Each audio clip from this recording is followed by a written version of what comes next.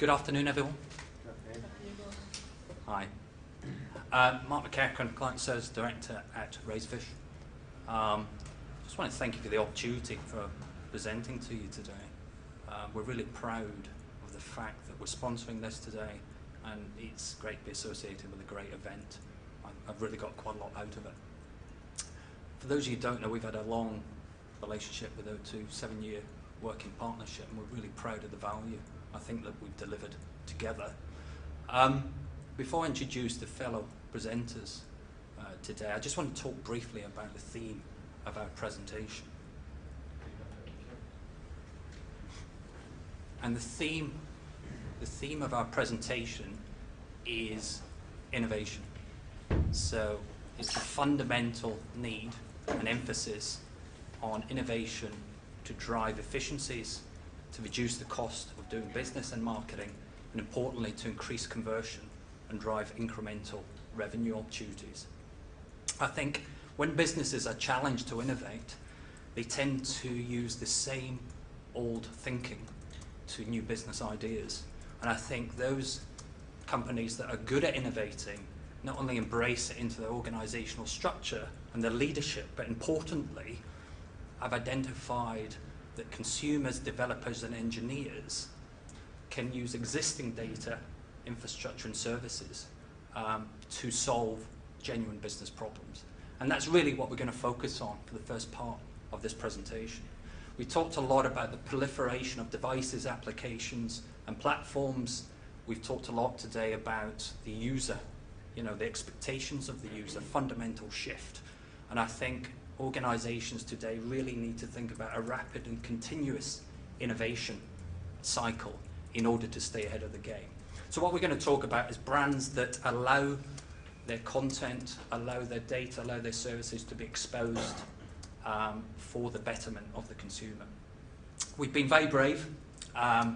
We're going to talk to you about a new platform. We're going to show you some very early beta, if not alpha, client concepts, one of which is O2. It's going to be provoking, hopefully.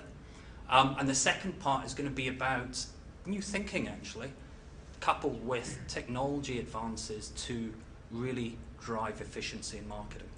So without further ado, I just wanted to introduce my fellow presenters, Rob Watt, who's one of our managing partners, and Stu Thorne, who's head of Rich Internet Applications. Mr. Watt. Cool. So yeah, Stu and I will do the dog and pony show for Mark. Let's kick this straight off. As a hardware store owner, running a very nice little business for a number of years, probably got a little bit complacent. Very perturbed one day to see a competitor set up right next door to him with a big banner over the top saying best deals.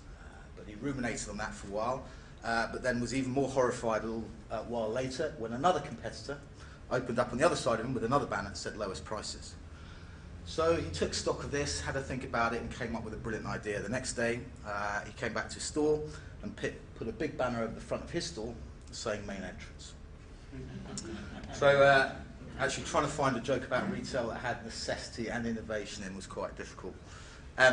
Lots of different definitions of what innovation means, and certainly I think anyone who watches Dragon's Den can attest to that. But in essence, it's a new method, product, idea to satisfy a requirement or a need.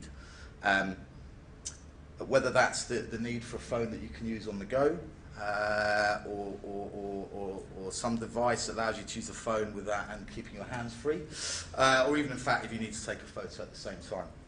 For us, the necessity is the necessity of our clients. We work across a wide range of sectors, wide range of clients, but come across the same, similar number of barriers or impediments on an ongoing basis. The wherefores and what have yous of it are kind of generally different to the organisation, but there's some general themes that we see on an ongoing basis, whether that's time, money, people, politics, whatever. So we see these barriers on an ongoing basis that stop the innovation or stop the drive forward that our clients certainly want. And we are sympathetic to those barriers, we understand them, but we don't have to be constrained by them because we don't work in those organisations. We can take a step back and in many cases think about how we can innovate around those issues on behalf of our clients. Sometimes it is just that we need a catalyst. It is, as Mark alluded to, either a change in technology that we can take in one area and apply and do something and apply somewhere else, and that's what Stu will show you very, very shortly. Or something else happens in the marketplace that crystallises an idea that then leads to a further change, and that's what I'll be talking about in the second half of this. So in the first part, I'm going to hand over to Stu, who's going to give you a live demo and example of Razorfish Digital Open Services.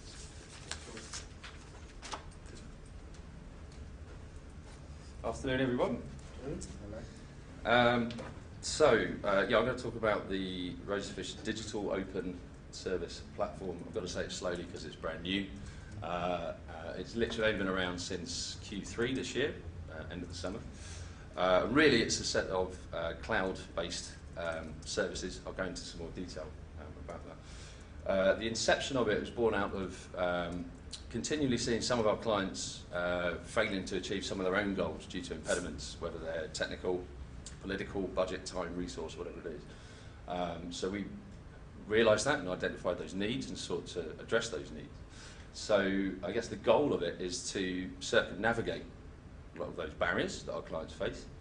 And some examples of how we go about doing that is by creating necessary web-based services where none already exist, which is quite a key point. That's quite concise, and we've got another 40 minutes, so I'll elaborate.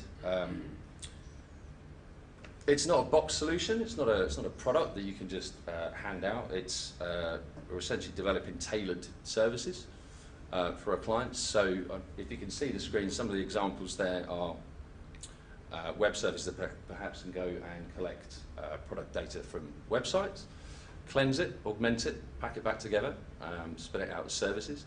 But it's absolutely not a screen scraping tool by any means. It's an intelligent service. We can connect it to enterprise applications.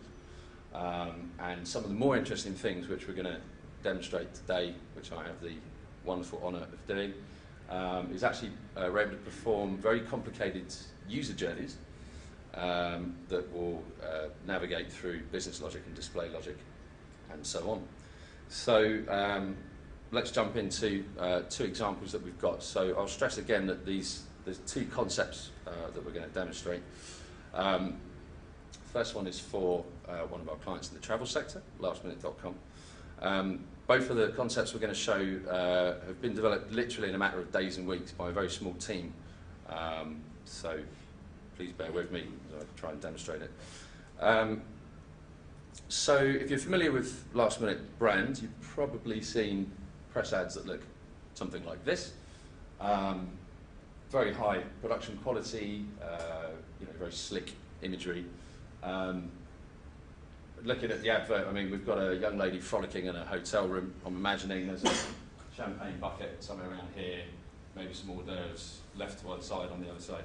They're selling a dream, they're selling a promise on an experience.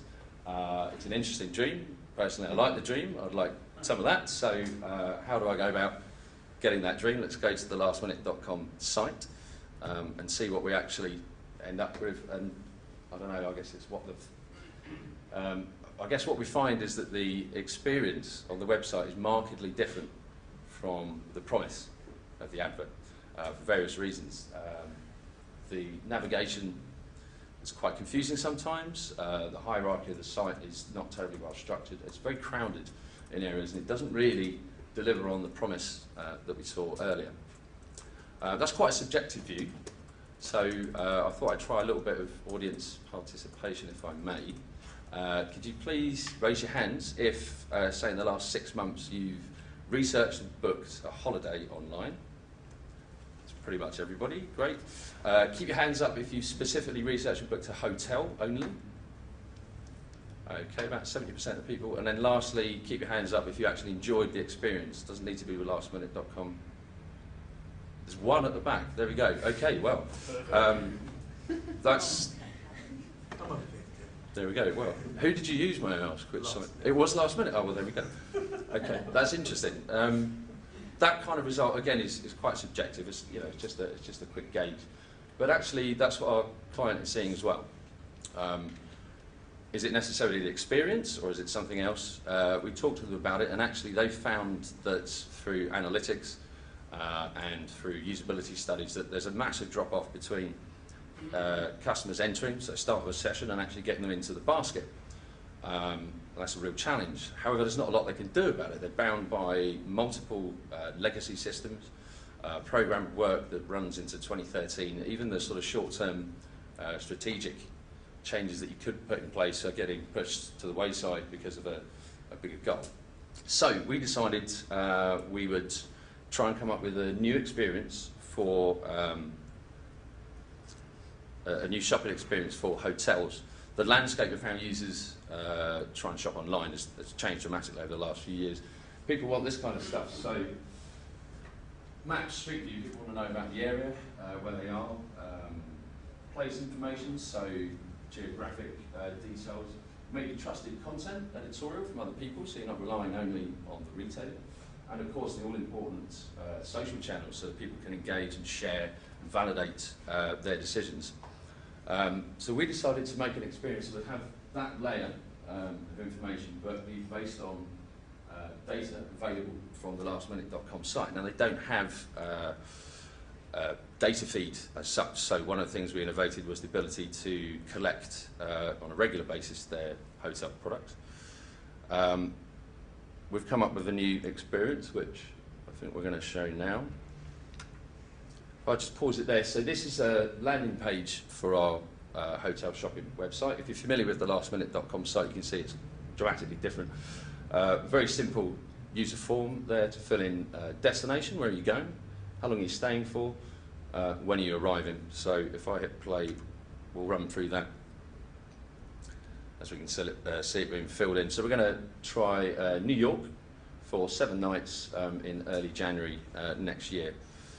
So what we bring up now is, as you can see, we've removed a lot of the advertising, a lot of the clutter, and it is obviously still a concept. So we wanted to really focus on selling the hotel and selling the destination as well. The client had some issues with their imagery, a lot of their content for the hotels. So you've probably figured out by now that the actual background isn't a screenshot of the hotel. We're actually using Google Street View for that. So I've hit play again. Some of the typical features built in, being able to sort by the rating or by price. And probably one of the biggest selling points is using the client's data and augmenting that with some APIs. We're actually able to drop the user right outside the hotel that they'd be staying at, which I think is pretty powerful. It means the user can then explore the area. How many times have you stayed at a hotel and there's a building site next door, or a courthouse, or as a nightclub, and you didn't actually want there to be a nightclub? That's the idea. Users are doing this anyway. They're going off to do this kind of research. So we thought, well, let's keep it insight, so that we're not allowing people to go away to do that kind of research. I'll run through some of the other features as we navigate through it. So that's an example of being able to explore with Street View.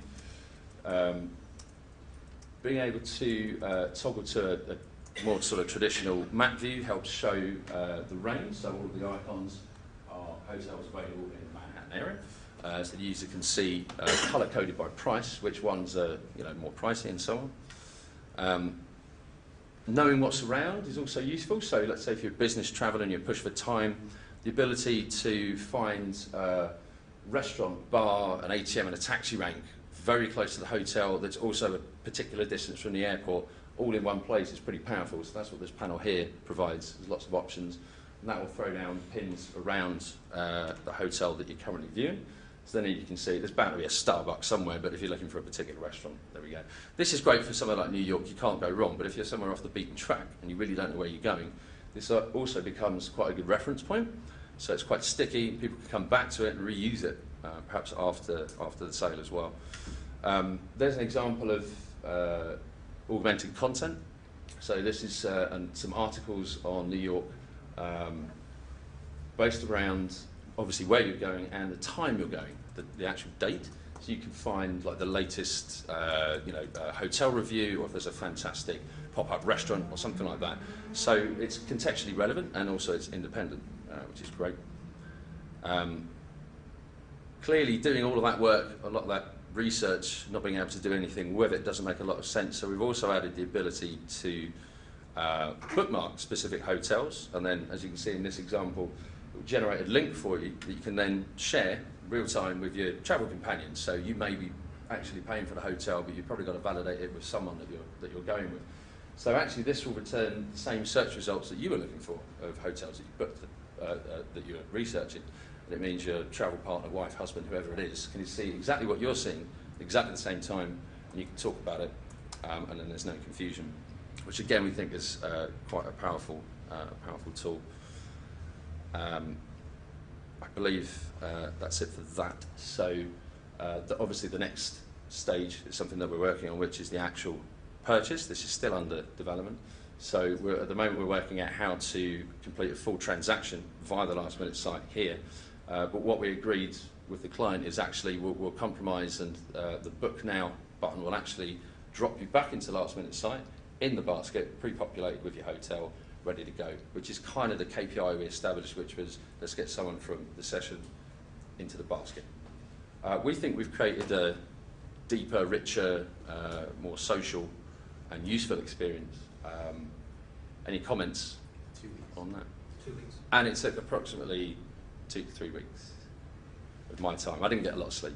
Have you seen greater conversion on this? What are the metrics behind it? It's not actually been sold in yet, so we're currently in discussion with lastminute.com about it, and actually 2 other global travel companies as well. Because of the services we've created, we can separate that from the experience. There's 2 bits of innovation, I guess, really. One is experience, one is the services. So actually being able to plug that, rebrand it as Hilton or someone else like that, means actually we may have created a good product there. So sadly no details on a better conversion rate yet. There we go. All updated. Yeah. We'll let you know. Yeah. Thank you. So there's just a quick before and after shot of the sort of hotel data area, the product data area, so you can see the contrast. It's very much a concept, so hasn't gone through the full experience, usability and sort of creative side of things. It's mainly been 3 people sitting down trying to figure out what does the user really need from certain aspects, and what can we do with the client's product. So yeah, very early stages still. We were going to leave it at that. Oh, sorry, one. Yeah. One of the things that Last Minute's always been predicated upon is the fact that their site is very lightweight. It's almost a text site. Yes. How do you sell that to them? Absolutely. I think as part of it, we're looking at a mobile experience as well, which is much lighter in terms of the data you'd have to download for the maps and Street View. Absolutely aware of that. The client actually saw it as perhaps it's like it's certainly not a replacement for their website. That's absolutely not how we pitched it, but perhaps it's like a companion, a destination special. So you could do a lastminute.com New York special or something like that, and actually treat it as something that's satellite to their main site and help to drive more traffic in or help to improve conversions. So it's a different experience. But yeah, very good point. Very good point. It is slightly heavier, but it's richer content, and it's stopping. We think it will prevent people from leaving to do the stuff that is available. That's the compromise, I guess. Okay. The next example is for yourselves. Again, this was done very, very quickly, literally this week. In fact, about an hour ago, I was absolutely panicking, making sure it would actually work. Mark, I hope you're going to refund my taxi. Of course. There and back. We thought, well, as it's Christmas, the festive season, what could we do for you guys? So we had a look at a few things. We settled on the mobile web shop website. Fantastic amount of product and service information there. There's a quick screenshot of down to a product page. So there's everything there that the user needs. But obviously at present, you're aware that there's not the ability to complete the whole transaction online. So it's a call to buy button. We saw that as a fantastic challenge. We thought we'd have a go at making you a fully transactional mobile web shop And we have. In a week. So, Merry Christmas. See Mark afterwards for prices. Get drunk for... Yeah, there we go. There's a very quick screenshot of a completely unbranded version, but obviously the big difference is buy now. So, what we'd like to do as part of the live demonstration is, whilst I'm running through, it's going to be quite difficult to actually demo it on the screen, and that's not kind of the point. Whilst I'm going through actually what's happening, my lovely assistant Debbie McEachran is going to. Sorry, it was a bad joke. I'm sorry. Is actually going to perform a live transaction now here, and then perhaps pass it around so you can actually see what's going on, and hopefully we'll then be able to prove. And I'm going to cross my fingers that it actually is a real purchase with the order summary delivered by email. Yep. So, Mark, if you want to go ahead and start that now, process. Please do. I think you've bought a lot of screen covers this week, haven't you? There's An extended McKechnie family are getting 4G and 3G screen covers. whether they like it or not. Of them. Yeah, there we go. Right. So, what's actually going on? So, I alluded to it earlier. We talked about some of the offerings of the service platform. Clearly, one of those is going to collect the product. So, we've chosen just for the demonstration.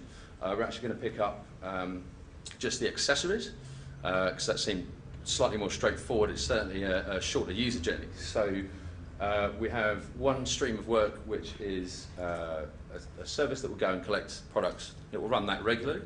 It will come back and store it within our platform temporarily. It will be put into a memcached environment, so it will be good for performance. And obviously make regular updates so that we're always up to date on the actual products, the price, and so on. The second stream is the user, so that's Mark, and our version of the mobile web shop is going to communicate via our platform and essentially proxy to the live website to do the user journeys. So Mark's going to browse through products, which is what we're doing now. Yes, I've done that. Have you selected a particular product? Is it another 3G? It's another 3G, yes. Fantastic. I think we don't try anything else just in case. My wife's getting 3 of them delivered today. Right. Just got a text saying, what are these for? So I'll let Mark proceed. So it's pretty much the full product set. I think it's something like 170 accessories. You can't see the screens at the moment, but hopefully some people behind Mark can. We didn't have time to put in the full categories and sort of brand options, so you could choose iPhone, BlackBerry and so on. So we stuck with BlackBerry, iPhone 4 or 4S, iPhone 3G, Samsung HTC, and then put in a search facility so you could do a keyword match against the name, the description or the benefits of each product. So actually you could search for Nokia and it will bring up all of the Nokias instead, which we thought was interesting. So that's available to browse. Obviously, once you've found a product, you can tap it and it'll bring up more details, and then crucially add it to the basket. Hopefully where Mark is now. You let me know if I'm going too fast, Mark. No, I've done that. Good. There we go. Yeah. So obviously the next stage is to proceed to the checkout. So we thought registering might take a bit of time, although we have actually built that, but I haven't tested it. So what we've done is have obviously Mark register beforehand, and he's actually just going to log in with his details. It should be there. Just looking at my dress. Excellent. You all know the shopping process, but I'm stepping through it as Mark's doing it because we're doing it live. So house name or number and postcode will return, as you know, your list of addresses. Does anyone know where you live? It could look contrived. We'll find out later. Okay, he lives in Berkhamsted. The next option, of course, is delivery options. So many of the accessories come with the free next day delivery. So that will be returned back to the UI if that's available. If there are a set of... Free deliveries. Yes, go ahead, please do. If there are delivery options, we'll bring those back in a list and the user can select one in the UI. So really we're stepping through screens as we're going along. Next is the payment details. Have you got enough money left on your card, Mark? Because it's Christmas, I don't know. I think so. It's the company card. It's the company card, there we go. Then we're all right. Probably not. So obviously typical kind of validation going on payment details, so card type, number, security code, and so on, making sure we fill in all of those properly. Obviously, the stage after that is going to be the summary, so that will repeat your chosen product, your delivery options, just confirming that you want to go ahead and purchase that. And then the final process of stream 2 is to actually place the order. So that will come back with an order number and again a summary of what you just bought. And as it's the live shop, what should happen is in Mark's Hotmail account, once he's finished, oh, he's still doing the payment details at the minute. That's all right, I've gone ahead of you. Obviously, you'd expect then an email to arrive in your inbox confirming the purchase, which is what Mark is going to show everybody hopefully shortly. It literally did take approximately a week, and it's very rough and ready, but we think that is a absolutely fabulous way of showing how we can innovate around a problem that we found using our services and deliver something that doesn't already exist. And we've done it very, very quickly, and with a good degree of panic this morning. I think I may be having a drink later. Just as we wait for Mark to complete his purchase, well, we thought immediately out of that, what would be next? So we've created the services to collect the product, and we've created the services to actually be able to complete a transaction. So why not have a tailored experience for tablet, for example? That could be a good next step.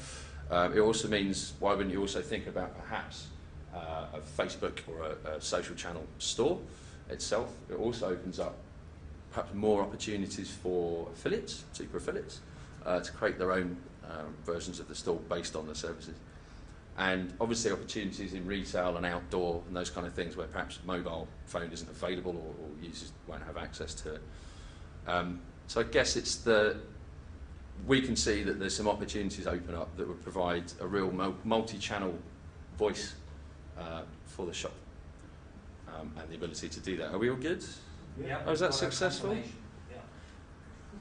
Thank you. I bought another screen. Very glad about that. I think that's all from me. Thank you very much for listening. I hope that was entertaining. And if you want to see the proof, Mark will, no doubt, show it around it. Fabulous. Thank you very much.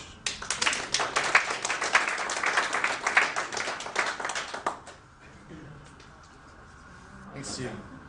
So the second or third, if Stu showed 2 innovations that we've got, is more of a methodology than a physical product per se. It's called Razorfish Code, which I'll explain a little bit more later. But the essence of where we came through this was we've been posed a couple of questions by a number of clients at the sort of beginning of this year or Q2 that we saw in lots of different places, and they're quite simply, at the time these questions were independent, but it's become clear actually we kind of view them as a single entity. So the first one's a very real barrier we meet, which is how can you as my agency, or how can anyone improve my rankings for my site in SEO if you've got limited access to the site? So this is a common problem for us. So for a number of our clients, either the platforms run out the US, as it is for Weight Watchers or Asda, and maybe there's only 2 or 3 releases a year, and therefore our SEO recommendations kind of get lost in a big list of prioritizations. Actually, writing or running kind of on-site SEO recommendations is a bit of an exercise in frustration. Generally, only about 30 to 40% of the stuff we recommend can be implemented for a number of reasons. Again, we empathise with it, we understand it, but it's not doing the job that we need it to for our clients. The other question that I guess has become significantly more important, especially over the last couple of years, on the back of Bill Gates' quote that content is king, is lots of brands going, we're producing lots of content now, doing lots in social media, but what's the ROI on that? How do I understand whether that's driving any real value to my organisation, or how can I measure the effectiveness of my social media? As it turns out, the answer to the first and the second, the answer to the second and the first. It sounds very cryptic, but hopefully I'll make that clearer a little bit earlier as we move on. I mentioned before Stu came on stage that sometimes you need a catalyst, and the catalyst for us in coming up with the answer is actually this fella here, Google Panda. So Panda was an algorithmic app update that took place in May this year. and very, very significant for us because what it did on two sides of it. On one side, it positively rewards good content distribution in places that have high domain authority. So if you produce great content that's contextual and distributed across sites that Google deems as worthy, then that will have a positive impact on your site rankings. At the same time, they started to close off a loop, close off an area, which actually, previous to that, meant that actually lots of companies were doing link spamming, which was they were actually not bothering to create content. They were paying sites to put a piece of anchor text, i.e. a link back to their site, regardless of the context. So O2 stuff could have been sitting on health and beauty sites, for example. The health and beauty site would have had some positive impact. So actually there was no cost effectiveness in brands thinking about producing content necessarily to impact on the SEO rankings, because you could do it cheap and buy the links. But they've closed that off. So on the two sides, it actually created a new environment for us to play in. So the answer is, how can you positively impact SEO? It's about creating high domain authority, and you do that by distributing content. Lucky enough, we know in our clients' organisations they are producing huge amounts of content through social media, on their websites, through PR, etc., etc. So kind of the answer to the first and the second. On the second one, it's so how do I think about the ROI of this great content? Well, luckily enough, there is a fantastic online mechanism that's non-cookie dependent that allows you to bring some accountability and ROI to your content production, and that's SEO. Very, very simple formula. If you produce content, you will get natural inbound links. That includes your rankings, improves traffic, improves customers, improves sales. So the answer to the first and the second and the first. So we can answer the first bit. We can't touch the site, then we need to distribute content off-site in a certain way. And if we can bring some accountability on SEO to the content we're producing, we can start to look at some ROI across our social media. We call this code, or there's a framework that sits behind it called code. What I'm really talking about is engineered content, by content that we're creating specifically to achieve a very specific measurable goal. So code stands for us, it's content optimization, distribution, and evaluation. The interesting thing, or the thing that we think is quite interesting about it, is content planning already happens in organizations, PR teams, social teams, marketing teams are sitting together. Our approach, though, our entire thinking starts from what impact is this going to have on rankings in Google, more or less. So everything comes off that, as opposed to creating content driven by marketing and I guess rather less tangible and quantifiable KPIs. We know exactly why we're producing and what we're doing. So we start with SEO as a thing, so our engineers start the whole process for us. We then get involved in an existing content planning session. So our job in this first planning session, or sit down with the other agencies, and it does require integration, is to say, okay, on the content you're producing, your inherent content plan that still needs to align to sales cycles, to seasonal promotions, to all the other stuff you're doing, but is there any ability for us to maximize what you're doing already to increase the visibility of your search engine rankings? I'm not talking about all the content you produce. That would be almost impossible to do. So I kind of tend to think, or we think about content in three types. There's some content that needs to be produced which just gives the user a big warm hug, right? It's very rich. It's produced for a very different set of KPIs. It cannot be constrained by the parameters we'd want to put in place from a code framework. And in most cases, it's very, very rich. And Google still has some problems seeing into video and audio and flat graphics and so on. So I refer to that as exempt content. That's the stuff we would never touch. The vast majority of where a lot of benefit can come from code is in existing content that's being produced. And by applying best practice, or by involving us in the planning process, and certainly at the stages throughout you're developing that, we can start to help PR teams, social media teams, in-house content teams to start to think about, actually, if you change some of the text here, use these keywords, this type of anchor text around it, and especially when I talk about distribution, actually you will start to get some positive impact on your rankings. And if we can do that, we can bring some accountability to what you're doing. But it's a real balance, right? If we try and force it too much, especially in the early stages, we'll get pushed back within the organisation. So we understand that we have to work within constraints. And the third area is the stuff that I guess we own completely by ourselves, what I'm referring to as engineered content. So that is stuff that will come out of an ideation process that is specifically designed purely to increase rankings in Google against specific keywords. So outside the planning stages, we then get into ideation. And ideation is different. This is not advertising, so it's not creative teams. The ideation team's been using internally at the moment are kind of made up of SEO engineers, social media creative teams, people from our media team, as well as the creative. So it's a different way of thinking about it, and the SEO engineer is absolutely critical in this because he has to have an ability to validate the ideas. Are these going to work? Are they going to work with our distribution platform? And I'll talk a bit more distribution. So the whole way we think about creating the content. Now, content itself, we put into 3 very simple tiers. The important stuff is the text, because that's what includes the anchor text, and that's where the link will come back out of. But text is pretty boring. Everyone's writing it. So we understand that, especially when we are trying to engage with bloggers, that we need to have some sort of Trojan horse, something that makes the text look a little bit sexy, so they'll include it.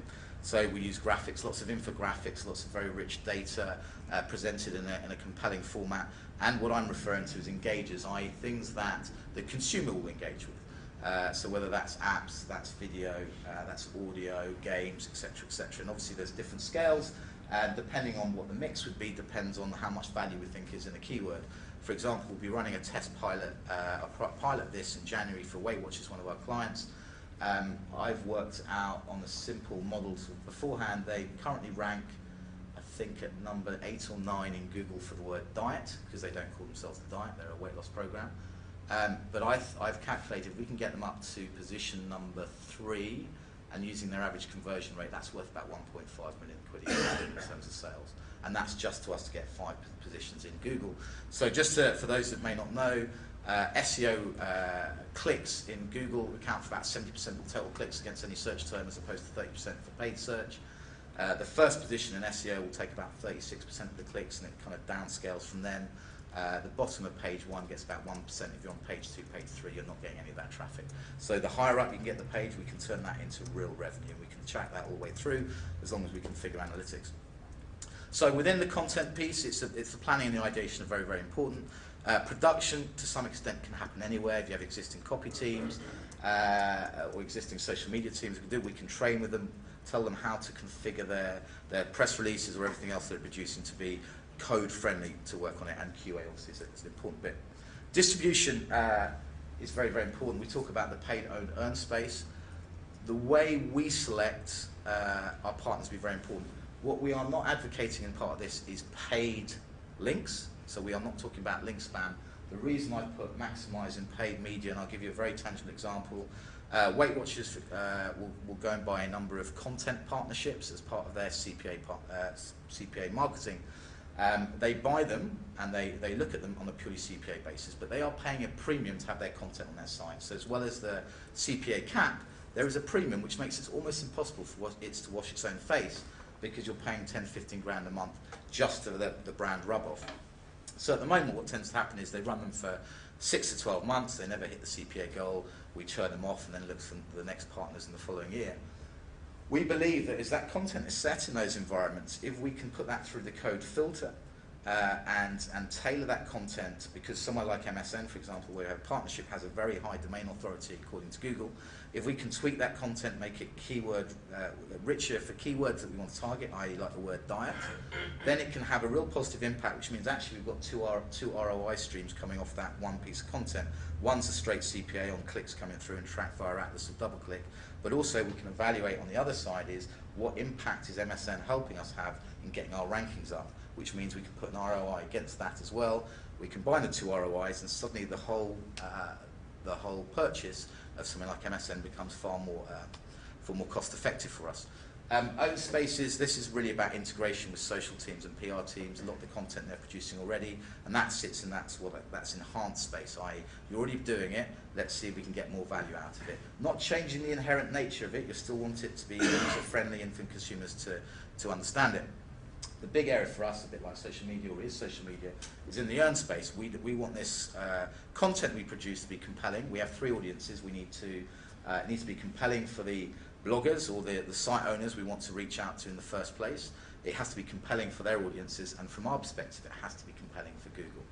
And so the way we think about who we selected as our part of our blog sphere, we sat down actually and did this as an acid test. We kind of gave a single client brief to our social media team and to our code team, and asked them to come up with the same campaign brief, come up with their distribution plans. And actually we used very, very different partners because our selection criteria from a code perspective is very, very different. We're looking for blogs or sites with high domain authority.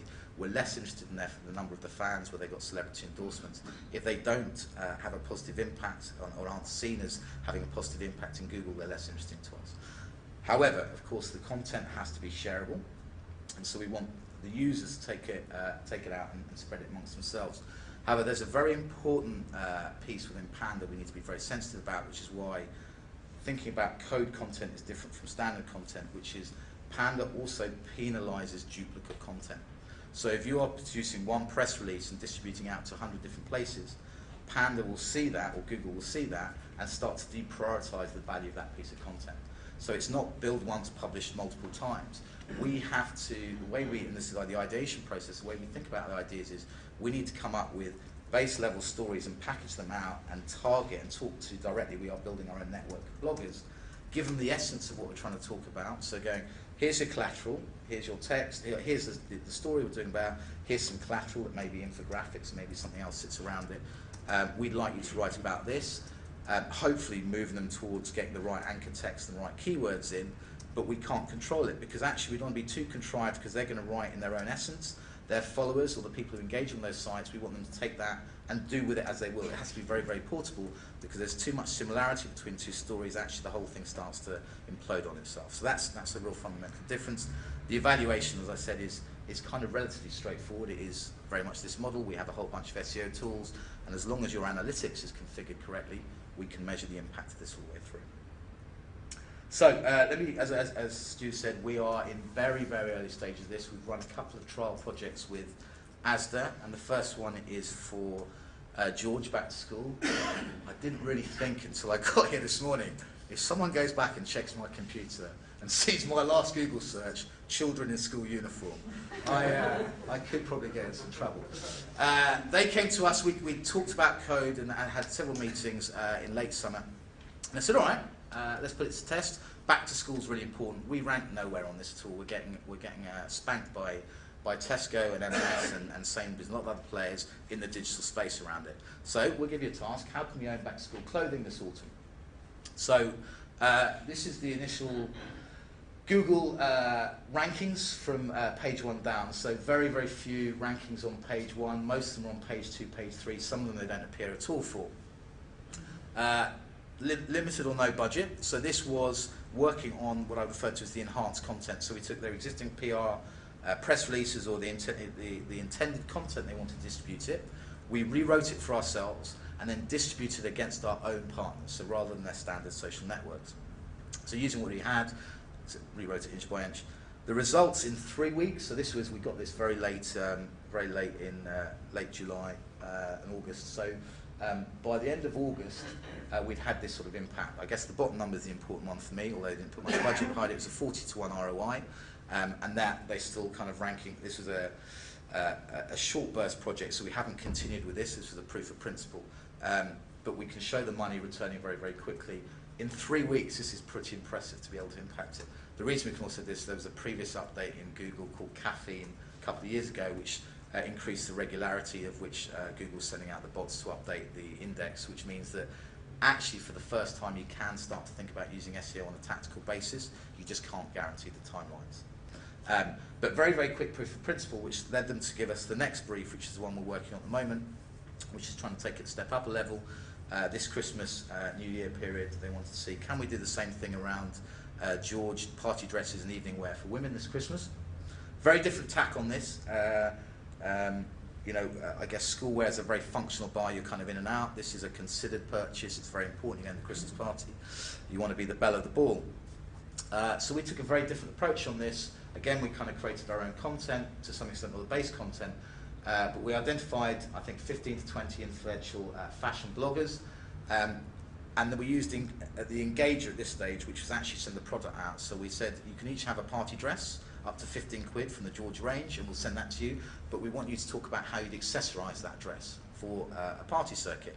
And so they've done that. So they got to pick their dress, did that. We also sent out some basic infographics to support that around the history of the little black dress. And so each blogger then created their own content, and most importantly, created their own version of the same story, because they all got different dress and they all write very differently and they all bought different accessories. So actually, no duplication issues for us within Panda. So it looks like 15 new links in influential areas. As I said, just actually so you can see exactly what the answers are. We didn't contrive any of this, we just given the base of it. The important things for us are, it's got anchor links to George, anchor links in terms of the keywords, evening dresses or party dresses, and the whole range of stuff. And we try and influence that as much as possible, but it can't be too contrived. The other important thing for us is that these sites have to be engaging. Lots of comments, average 35 comments per blog. Google looks at that and says that content must be engaging, people are commenting and coming back to it. These are also the next stage. If these people like these, they will take content they've seen, rewrite it on their own blogs and expand it out, and this is how we increase our reach. So this has been running for about a week, very quick, I think. So in the last 2 weeks, we've gone from position 130 to 32. The next level of content goes out in the next couple of days. We'll push this through to January. Again, it's a proof of principle for us that we can start to influence SEO ranking through smart use of how we think and distribute content. That's that. So that's both of our topics covered. I think we just want to say thank you for the opportunities Mark said. We did laugh at the title. I think Mark chose the title, Necessity-Based Innovation, because we did think that no one produces anything without some level of necessity, to be brutally honest.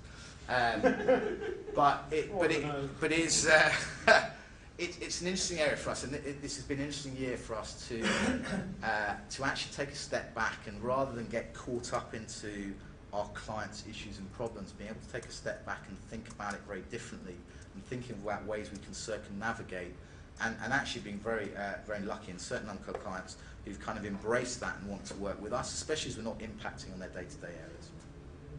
And that's it. Thank you very much.